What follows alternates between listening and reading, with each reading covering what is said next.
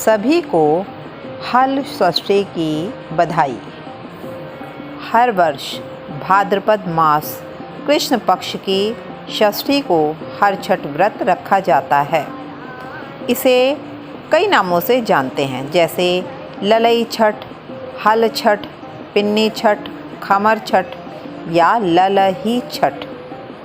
धार्मिक मान्यताओं के अनुसार हल छठ व्रत संतान की लंबी आयु के लिए रखा जाता है।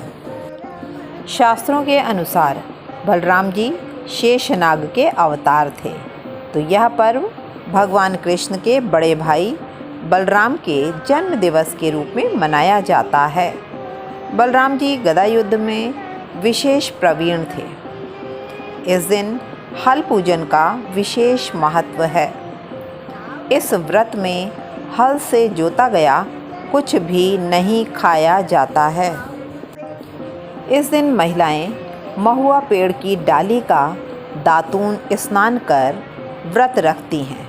व्रती महिलाएं कोई अन्न नहीं खाती हैं। सामने एक चौकी या पाटे पर गौरी गणेश कलश रखकर हल षष्ठी देवी की मूर्ति की पूजा की जाती है।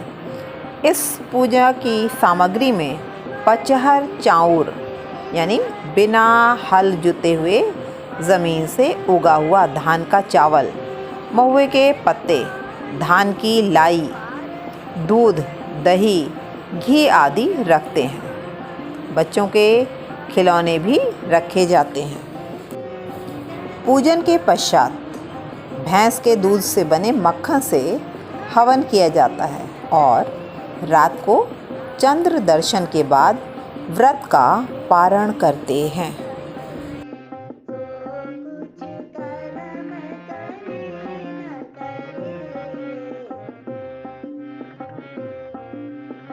इस पर्व की शुरुआत सबसे पहले सूर्यपुत्र कर्ण ने सूर्य की पूजा करके की थी। कर्ण प्रतिदिन घंटों कमर तक पानी में खड़े रहकर सूर्य पूजा करते थे एवं उनको अर्घ्य देते थे। सूर्य नारायण की कृपा और तेज से ही वह महान योद्धा बने। इसलिए आज भी छठ के दिन सूर्य को अर्घ्य देने की परंपरा चली आ रही है।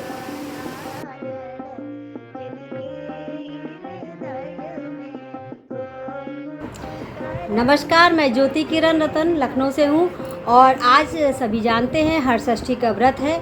हर षष्ठी की जो प्रचलित कथा हमारे परिवार में हमारे बुजुर्गों से हमने जो सुनी है, उसमें कहा जाता है कि आज के दिन बलराम जी का जन्म हुआ था और आज के दिन जो हर षष्ठी के में कहा जाता है कि हल से जुते हुए किसी भी अनाज का खाना निषेध होता है।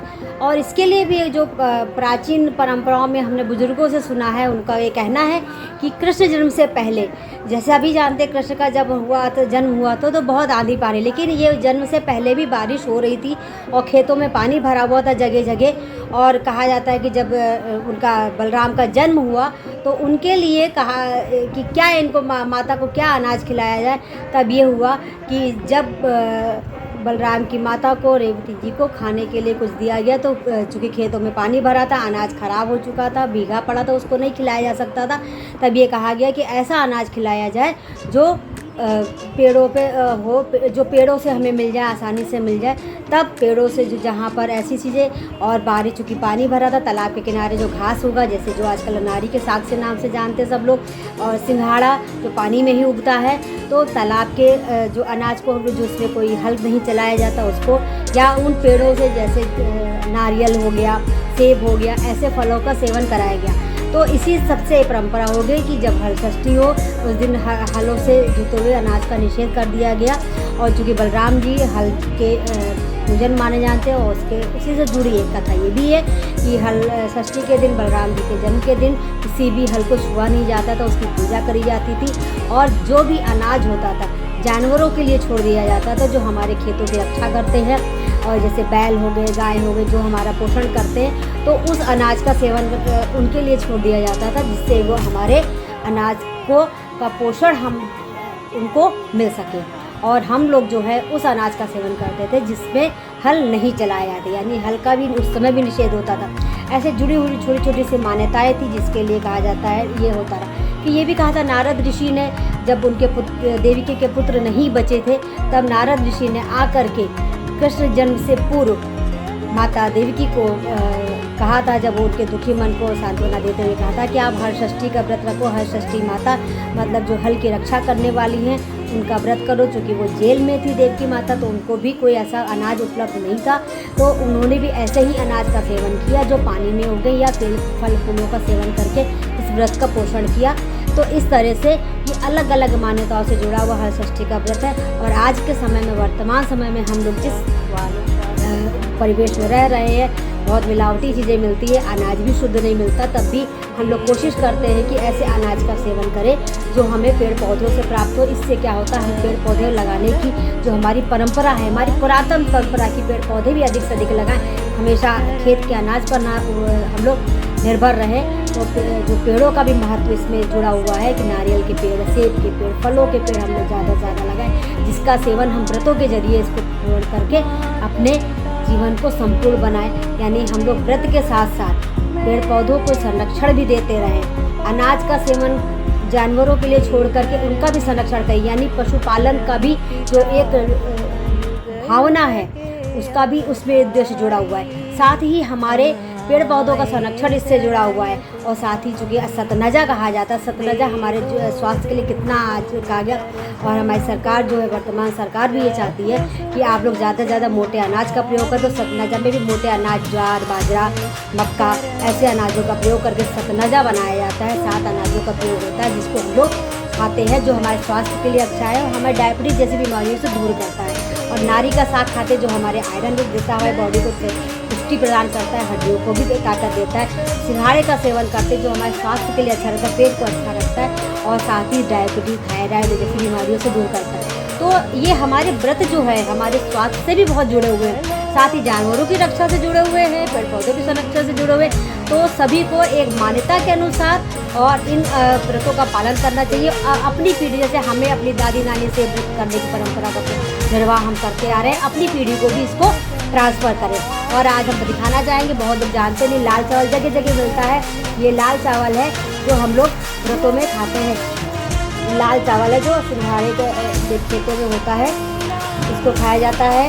सतनजा होता है, सतनजा इस तरह से बहुत सारे 7 अनाजों का मिश्रण होता है जो मोटे अनाज कहा जाए, मिलेट्स के नाम से आज की युवा पीढ़ी इसको जान रही है। तो ये मिलेट्स हमारे आज के नहीं हैं, बहुत पुराने हैं, इनको ज़रूर खाइए। और महुआ भी पेड़ पर होता है और ये महुआ का सेवन करिए, बहुत ही स्वास्थ्यवर्धक। जिनको डायबिटीज जैसी बीमारियाँ हो चुकी हैं वो लोग अगर ये महुए की चाय पीते हैं तो उनको इसके लिए बहुत बहुत फ़ायदा होने वाला है। और ये है कि चीनी को छोड़कर अगर वो गुड़ भी नहीं खाना चाहते तो महुए की चाय ज़रूर पीजिए। पानी को उबाल के पीजिए, आपका शुगर आप कितना दूर जाएगा, इंसुलिन जैसी चीज़ें आपके आसपास भी नहीं आएंगी। धन्यवाद। पुराणों में कहीं कहीं सूर्य की पत्नी संज्ञा को, कहीं कार्तिकेय की पत्नी को षष्ठी देवी या छठी मैया माना गया है। धार्मिक मान्यताओं के अनुसार छठी मैया सूर्य देव की बहन है और ब्रह्मा जी की मानस पुत्री है। पौराणिक कथा के अनुसार सृष्टि की रचना के समय ब्रह्मा जी ने अपने शरीर को 2 हिस्सों में बांट दिया था। उनके दायां हिस्से से पुरुष और बाएं हिस्से से प्रकृति का जन्म हुआ।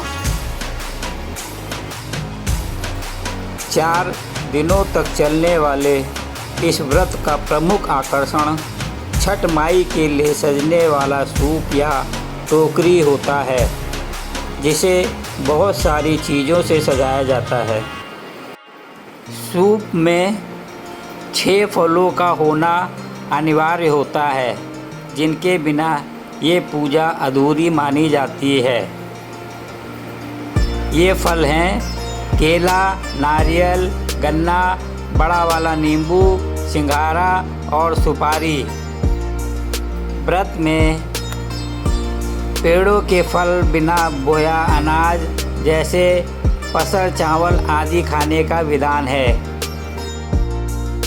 क्या करा जा सकता है? हलछट के बाद तो जन्माष्टमी आती है, तो उसमें हलछट का क्या कुछ करा जा सकता है कि खाली जन्माष्टमी का अलग बनता है हलछट का? अलग है, हलछट अलग है। और हलछट मनाया किसके लिए जाता है? लड़के नहीं, लड़के के लिए तो मनाया जाता है। भगवान के बारे में भगवान विष्णु भगवान विष्णु भगवान है कि बलराम और श्री कृष्ण?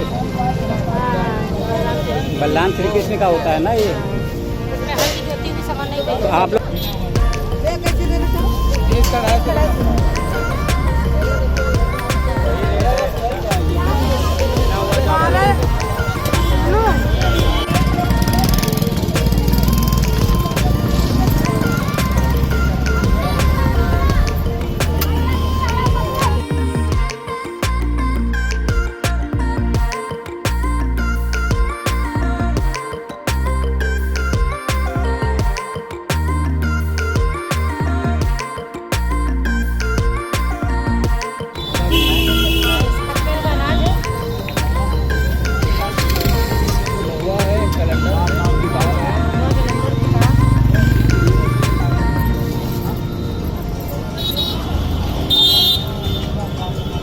ये क्या चीज़ है?